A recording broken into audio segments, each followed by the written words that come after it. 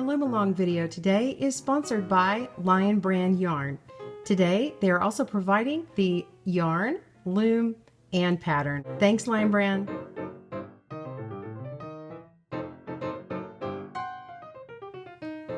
Welcome back to GoodKnit Kisses. I'm your host, Kristen, and today we are working on the Diagonal Baby Throw from Lion Brand Yarn's website. And I will have a link down below in the description, and you'll be able to access that. Here's what it looks like on their main website. You're going to find all the information here, but it will be open to you once you sign in, and it's a free account, and you'll be able to view this pattern. Once you do that, you'll be able to click on download, and the pattern will look like this. And you'll just go through and find all the different things that you're going to need. We'll go through that in a moment.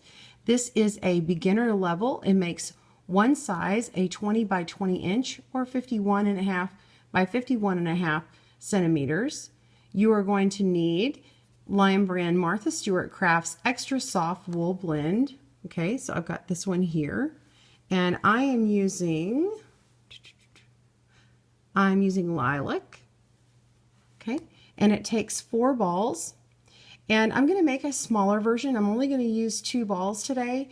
And I'm going to make a washcloth size. You can see this here. It'll be a little bit bigger than that. You can do, look like more like a lovey. So if you want to give this as a smaller baby blanket, but this is a nice small 20 by 20 throw anyway.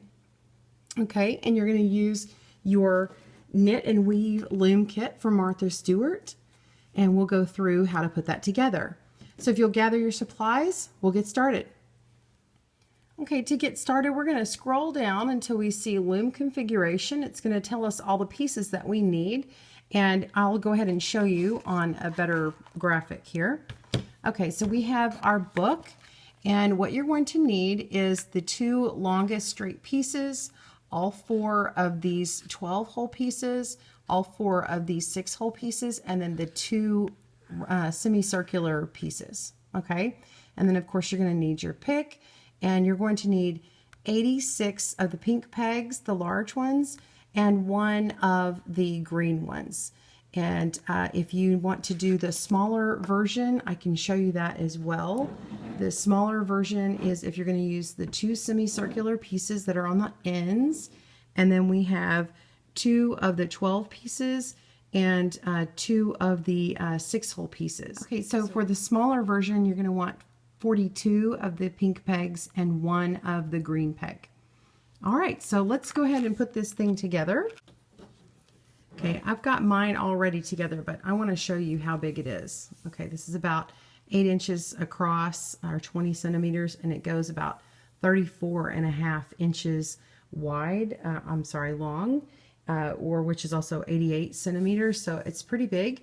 The way that I've set it up is I've made it to where the back of it is empty, and I've made my center peg in the middle of this longest line here. So you can't see the whole loom because there's just not enough room.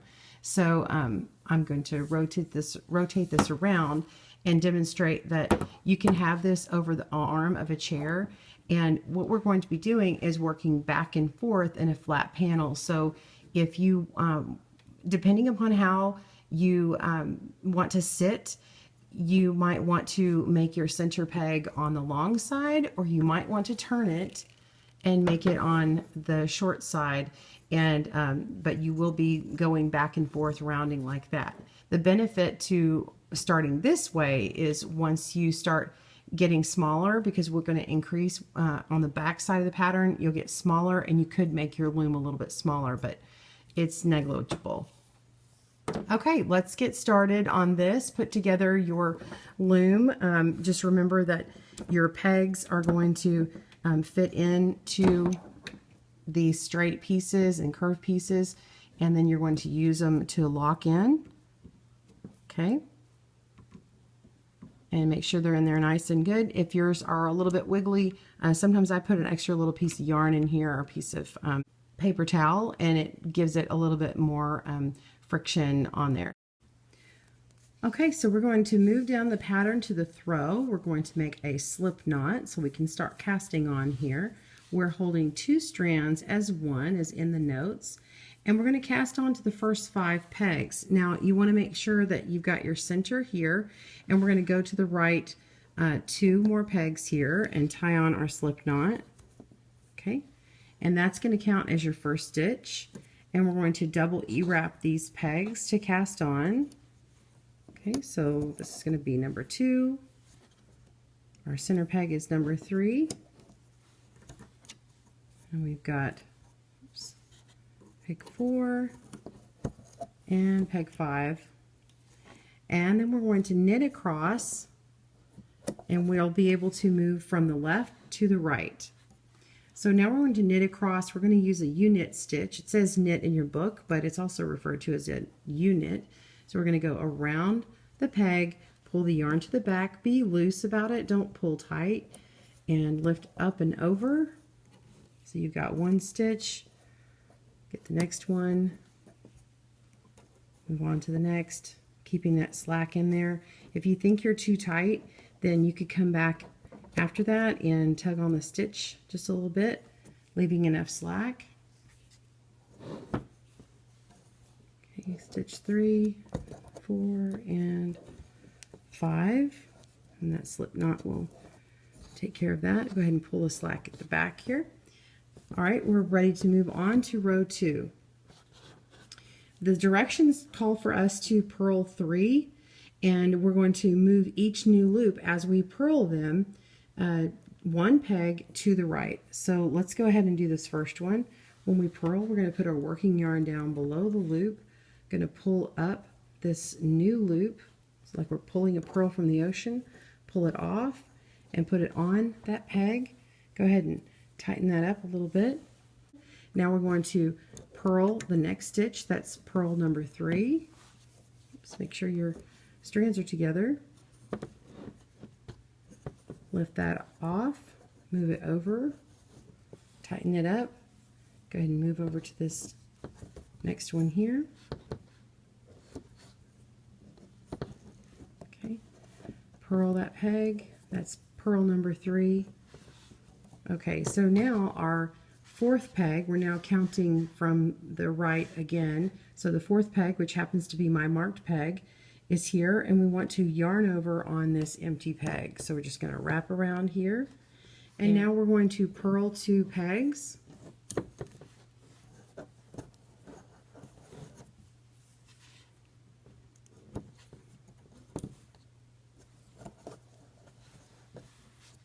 Okay, so now you should have 6 on the pegs. Okay, so we just purled from right to left, and now we're going to be knitting from left to right. So on row 3, the odd row, we're going to be going from left to right, which is always knitting. On row 3 directions, it calls for us to knit 3 and moving each new loop over 1 peg to the left, and then we'll yarn over on the 4th peg. So it's just the reverse of what we did a moment ago. So go ahead and knit this peg here, and then move it over, tighten it up a little bit, knit the next peg, pick it up and move it over.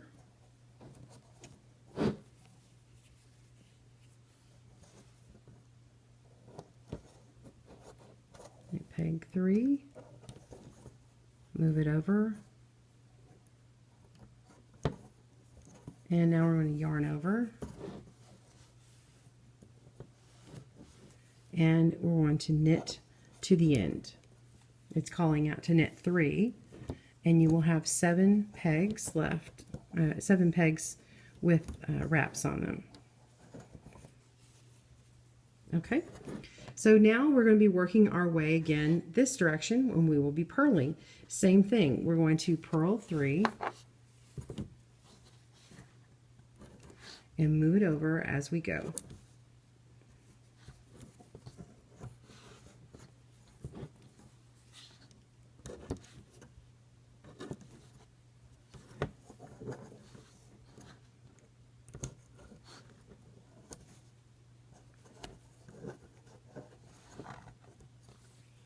Okay, so we've moved them over, and now we're going to purl, now we're going to yarn over the empty peg, and continue purling.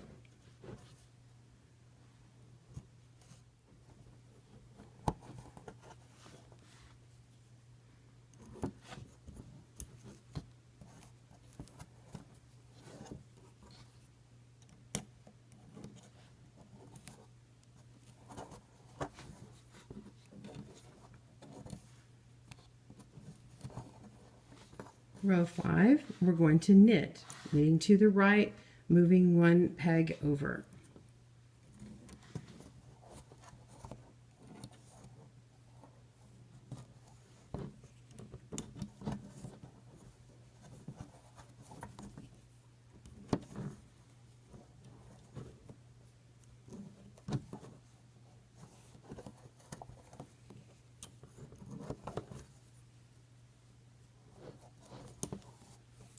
And yarning over on the 4th peg.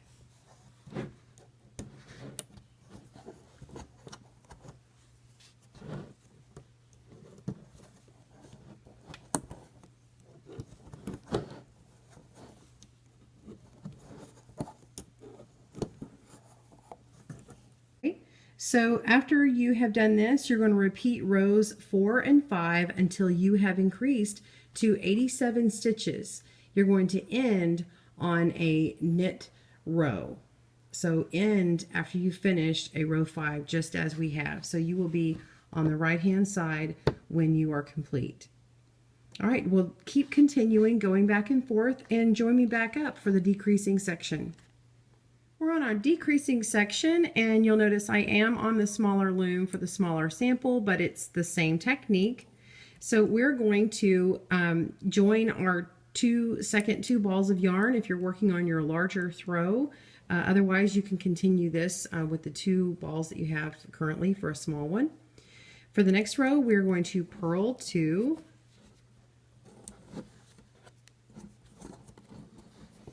1, 2, okay, and then we're going to take the loop on the next peg, and we're going to move it over to peg 4, and we're going to purl these together. Okay, and then once we've purled them together, we need to go ahead and move pegs 1 and 2 over one peg. All right, and now we need to, we can tighten this up a little bit here. Go ahead and get that nice and, I don't want to do it nice and snug, but I would definitely want to make sure that this isn't too elongated. Okay, so now we're going to take the next peg now, which is now our new 4th peg, and move it over to the 5th peg. Okay, and it's going to create a hole, it's going to create a gap, and that's where we're going to make a yarn over. So we did decrease here, knitting 2 together, but we're making an increase with the yarn over. Now we're making another little decrease here, and so we've only actually only moved in 1 on this row. We're going to purl the 5th peg together. Okay, so if you're reading the instructions, it tells you one by one what to do, but I'm trying to show you in a different way how to do it. So everything has moved in, only 1 peg. So now you have 2 pegs knit together here with the yarn over in the center, and then these 2 were just a regular purl peg. So now you just want to continue on this row, purling all the way across, and when you get to the other side, we'll meet you back in a moment. So pause your video and I'll meet you on the next row.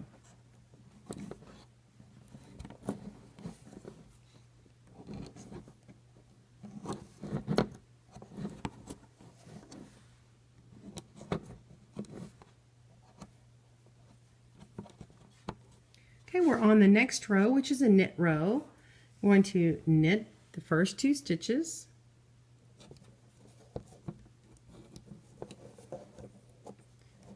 Okay. And then we're going to go ahead and move over peg 3 onto peg 4. Knit those together.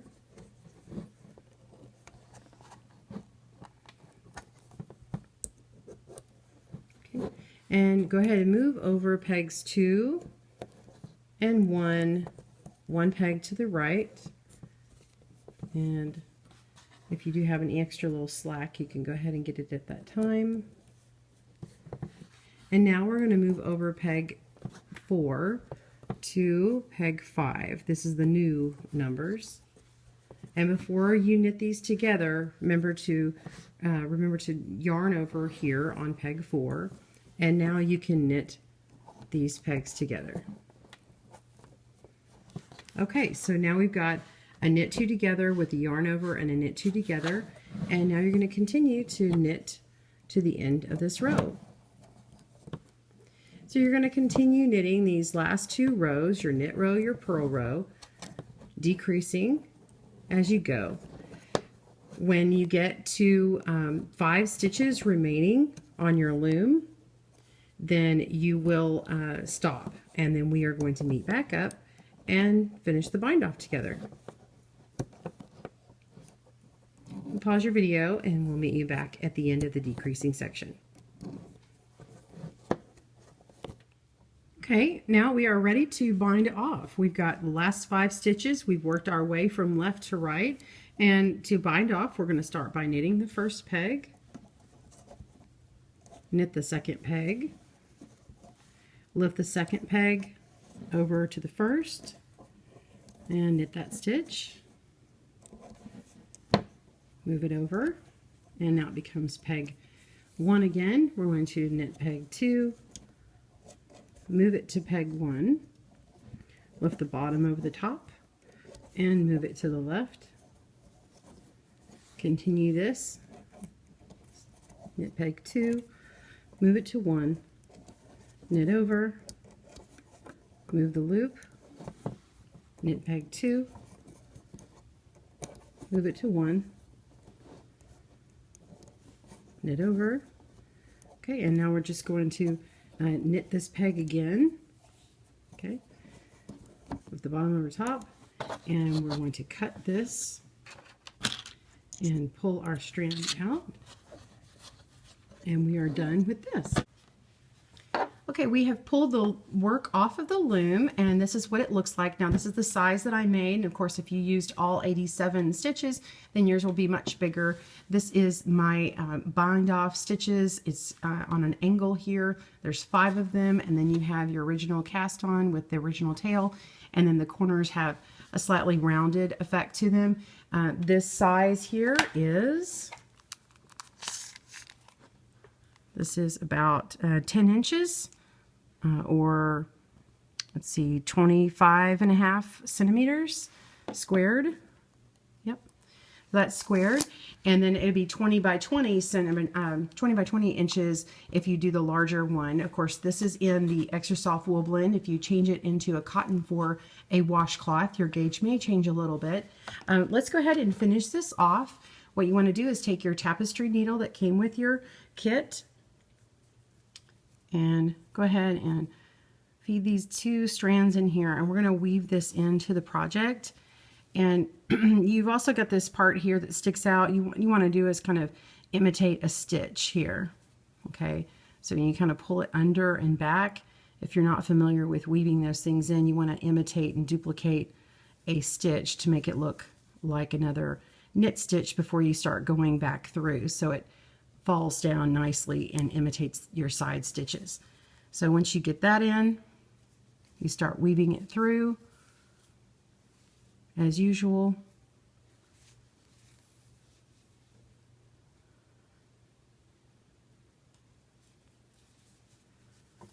Okay, so you just weave in your tails and be sure and come back on those stitches there so it really locks that in place. And when you're done, finish that off and block it to get your gauge nice and set. If you want to notice on mine, it's a little bit tighter here than it is back here because I did them at 2 different phases. So of course blocking also helps. Thank you for tuning in today to GoodKnit Kisses. I hope you've enjoyed this Loom Along project brought to you by our friends at Lion Brand Yarns. Please click the link below for the pattern as well as the yarn itself. And if you want to check out more patterns, go to lionbrand.com and sign up for a free account. Have a great day and happy knitting. Bye-bye.